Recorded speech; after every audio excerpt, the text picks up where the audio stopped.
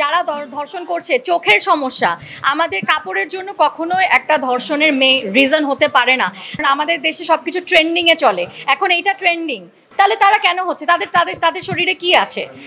আপু এই যে বর্তমান সময়ে একটা জিনিস যেটা ট্রেন্ডিং বলা যায় যে দর্শন নিয়ে অনেক কথা হচ্ছে, ইভেন অনেকে অনেক জায়গায় কমেন্ট করে যে পোশাকের জন্য দর্শকরা বেশি হচ্ছে, সেই জায়গা থেকে কি বলবেন? তাহলে আপনি আমাকে বলেন 3 বছরের বাচ্চা যে ধর্ষণ হচ্ছে ওর কাপড় কি? ওখানে তো আল্লাহ তাআলা থেকেও কিন্তু আমাদেরকে কি বলেছে 7 বা 10 বছর থেকে হিজাব করতে হবে বা আমাদের পর্দা মেনে চলতে হবে। তো 3 বছর বাচ্চা, একটা দুধের বাচ্চাকে যদি ধর্ষণ করতে পারে তাহলে তো অবশ্যই আমি বলবো এটা যারা ধর্ষণ করছে চোখের সমস্যা আমাদের কাপড়ের জন্য কখনোই একটা ধর্ষণের রিজন হতে পারে না।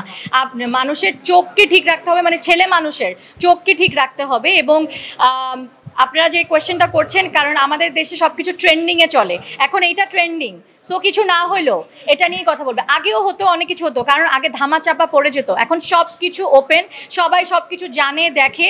তো এখন আমাকে বলেন আপনারা যে 8 মাসের শিশু ধর্ষণ হচ্ছে, 90 বছরের একটা বৃদ্ধাও কিন্তু হচ্ছে কি ধর্ষিত হচ্ছে, তাহলে তারা কেন হচ্ছে? তাদের তাদের তাদের শরীরে কি আছে? তারা কেন হচ্ছে? তাদের তো কাপড় নিয়ে কোনো কথাই বলা উচিত না। সো আমাদেরকে না বলে আসলে নিজেদের চোখ, নিজেদের গেজটাকে নিচে নামাতে হবে, তাহলে আমাদের দেশ ভালোভাবে এগিয়ে যেতে পারবে। Thank you.